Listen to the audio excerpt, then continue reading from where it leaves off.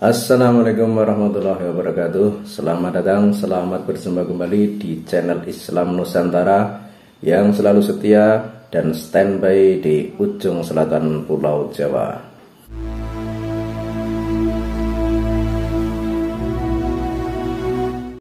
Anda semua mungkin tahu berita bahwa ibu kota Indonesia itu akan dipindahkan ke Kalimantan. Dan rencananya perpindahan tersebut dilaksanakan mulai tahun 2024. Kita harus mengapresiasi dan mendukung program pemerintah tersebut. Dan yang agak unik dari perpindahan tersebut bukan masalah kontroversi tentang ucapan Edi Mulyadi yang mengatakan bahwa Kalimantan adalah tempat jin buang anak, tapi yang menarik di sini adalah tentang nama ibu kota tersebut. Ibu kota tersebut dinamakan Nusantara.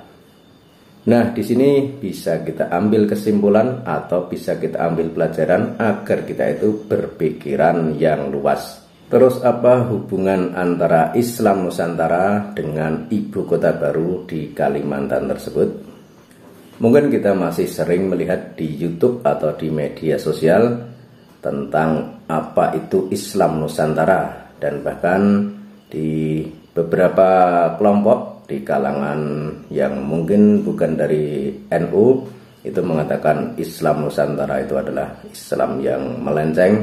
Ada juga yang mengatakan Islam Nusantara itu tidak sesuai dengan sunnah atau mungkin tidak sesuai dengan ajaran Kanjeng Nabi. Bahkan ada pula yang mengatakan bahwa Islam Nusantara itu adalah Islam Jawa. Jadi hal ini adalah pemahaman yang kacau luar biasa.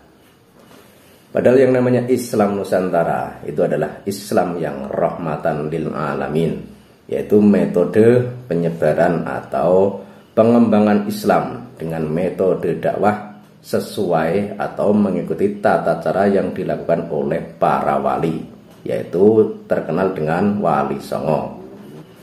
Bagaimana Wali Songo mengislamkan Nusantara?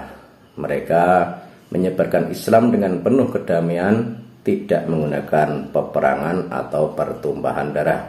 Jika di sejarah itu ada pertumpahan darah atau peperangan di beberapa kerajaan, itu adalah peperangan karena politik dan bukan karena agama. Meskipun ada juga beberapa pihak yang mengatakan itu adalah peperangan antar agama atau yang berbeda paham.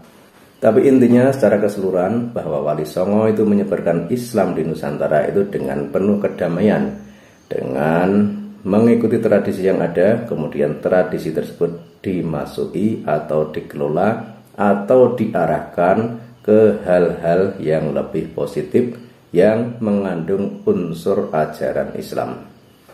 Sehingga sangat salah total jika Anda mengatakan bahwa Islam Nusantara itu adalah Islam yang tidak sesuai dengan Quran dan hadis. Dan salah besar pula jika ada yang mengatakan bahwa Islam Nusantara itu adalah Islam Jawa. Kalau Islam Nusantara itu adalah Islam Jawa, lantas kenapa ibu kota baru Indonesia Raya yang berada di Kalimantan itu dinamakan Nusantara? Bahwa memang Nusantara itu adalah gugusan pulau dari Sabang sampai Merauke. Jadi bukan hanya di Jawa saja.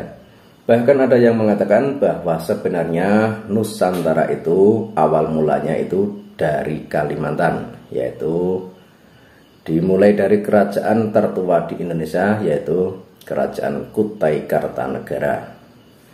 Namun seiring berkembangnya waktu, karena pada masa Wali Songo masuk ke Nusantara itu kira-kira pada masa pemerintahan Majapahit, dan waktu itu adalah kerajaan yang besar yang tersohor di Nusantara adalah Majapahit, maka menimbulkan kesan bahwa yang namanya Nusantara itu adalah Jawa karena kerajaan Majapahit berada di Pulau Jawa.